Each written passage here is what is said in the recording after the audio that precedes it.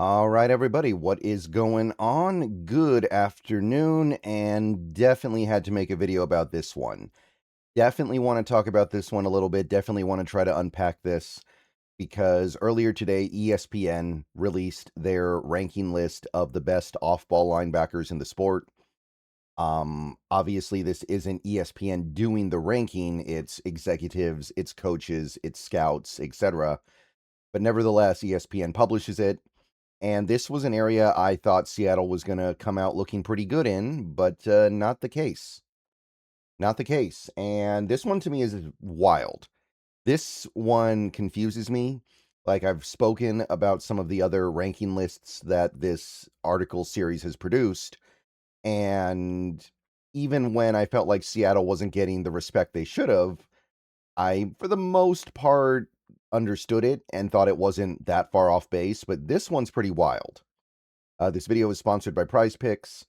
So off-ball linebackers, so these are not edge rushers. These are just the players that kind of play in the middle of the defense. The Will, the Mike. Yeah, I think you guys know what I'm getting at here. And yeah, the top 10, then you have honorable mentions, then you have other players who received some votes. And you would think the Seahawks would come out looking pretty good here. And let me just say this. One of my least favorite things about the offseason is when fans of every single team start hyping their own team up out of a sense of disrespect. And you see it all over the internet. I've really noticed it this offseason. And it gets to this point where you have, just off the top of my head, Patriots fans complaining that Drake May is in top 5, or Broncos fans complaining that Bo Nix is in top 10. And then you've got fans of, what's another middling team? A team like the Colts wondering, saying like, why isn't Jonathan Taylor the best running back in football? You see these things over and over and over again on social media and just the internet in general, and it gets tiring. And I'm not a big fan of the playing the whole, I'm not getting enough respect or my team isn't getting enough respect card. That's not really something I go in for very much, but the Seahawks team just won the Super Bowl after winning 14 games in the regular season. They have the number one defense in the league. I think this is a circumstance where it kind of makes sense to wonder, hey, where's our kudos? Where's our props? I see some fans of teams that aren't nearly as good complaining about not getting enough respect, and I'm kind of like, okay, this is getting a little tiring. And I don't do it that much, but here, yeah, we're gonna have to talk about this linebacker list. Let's get into it here. So number 1, Fred Warner, checks out, makes sense. I can see that. He was injured last season, but number 1, sure. Roquan Smith, all right. Sure. Carson Schwarzenegger. Did not see that one coming. Kind of surprised. I know he's good. I don't know if I think he's that good, and even if he is, I don't know if 1 year should put you in the top 3 like this. Like, we've seen all over this series so far this year, players that are younger and not quite as credentialed, not getting a ton of credit from this series. So I don't know why Schwarzenegger just gets to skip the line here, but okay. Zach Bond, I guess, yeah. Jack Campbell. This is the point where I start wondering, okay, there's a guy in Seattle here who should probably start getting love at about this area. If you like sports, then the best way to make them even better and more exciting is using the Prize Picks app, where it always feels good to be right. Prize Picks makes daily fantasy simple. Just pick more or less on your favorite players and build lineups with a few taps.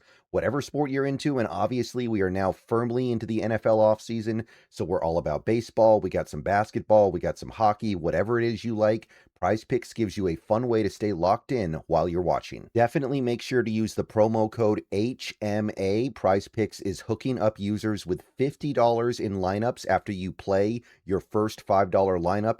If you use that promo code, that is HMA.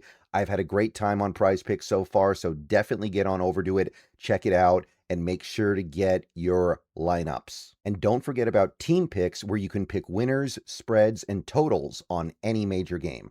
So download the app now, use HMA, and get on over to Prize Picks, where it always feels good to be right. And remember, always gamble responsibly. Like we've already kind of entered territory here where things feel relatively interchangeable in my mind. So we're talking about Ernest Jones here, of course. We're talking about a guy who was second team All Pro last year, who led the team in tackles, who had 5 interceptions, which is a remarkable result for any off-ball linebacker, who quarterbacked and green dotted the best defense in football and the team that won the Super Bowl, who was an integral part of an incredibly good run defense. Like, I don't really know what I'm missing here. Yeah, he kind of regressed a little bit as a blitzer, but he's not like terrible at it or anything like that. And a lot of the guys on this list are not stellar blitzers. So this is about the point where I start wondering, okay, when's Ernest Jones going to come up, right? You got Jack Campbell here, Carson Swesinger, a second-year player, has already been ranked. Like, okay, when are we going to see Ernest? Aziz Al-Shaair was number 6. Okay, I mean, he's the main linebacker for the NFL's other top defense, so sure. Jordan Brooks. Now, I know Jordan Brooks has had a really nice career resurgence over in Miami, and he made the All-Pro team last year, so okay, I suppose. But again, I'm wondering, okay, when is all those things I just said, when are those things going to start playing a role? Nick Bolton, I mean, it feels like we're getting a little bit silly right now. Edgerrin Cooper, another really young player who's only been in the league, what, a couple years now? Devin Lloyd, I like Devin Lloyd, but I mean, he didn't even get a second contract with the team that drafted him, right? I um I don't know. Something's not right here. And I know it's funny to say that because Ernest Jones didn't get a second contract with his original team either, but that was years ago. We're talking about the Ernest Jones of right now. And the Ernest Jones of right now was one of the best linebackers in the league last year. But looking at this list, we just got through 10 guys and he didn't show up. So now I'm thinking, well, obviously he's going to be an honorable mention, right? Okay, Quay Walker of the Raiders. DeMarvin Overshone of the Cowboys, another guy who hasn't really played a ton. Injuries have been a problem for him. Patrick Queen. Yeah, this is where things start to smell bad. This is starting to get a little bit goofy here. Like Patrick Queen could barely brush his teeth without stabbing himself in the eye with his toothbrush until Mike McDonald got a hold of him. And there are plenty of people who complain about him as much as there are people who praise him. So Demario Davis, who's like 300 years old. I mean, this feels like a big miss. And I understand that this list is put together by the people who should know, executives, coaches, scouts. I get that. But it's hard for me to look at this, think about what Ernest Jones did last year. Even if you discount the off the field stuff with the whole press conference defending Sam Darnold, even if you don't take that into account at all, which I can understand why they wouldn't, this feels like a big miss. You got to go all the way down to also receiving votes. Tremaine Edmonds, Frankie Louvu, Bobby Wagner. By the way, Bobby Wagner's not even on a team right now. And I'm probably going to make a video about Bobby Wagner in the next few days, but I love him. You know, great dude. One of my favorite all-time players for sure. But he is not even on a team. Olorokun, and then you finally get to Ernest Jones. I guess you could say 19th, 15, 16, 17, 18, 19th. So barely a top 20 linebacker in football. That seems like it can't be right. So, I mean, Dre Greenlaw was another guy who got votes. He's a guy who got released in the offseason. This seems very strange.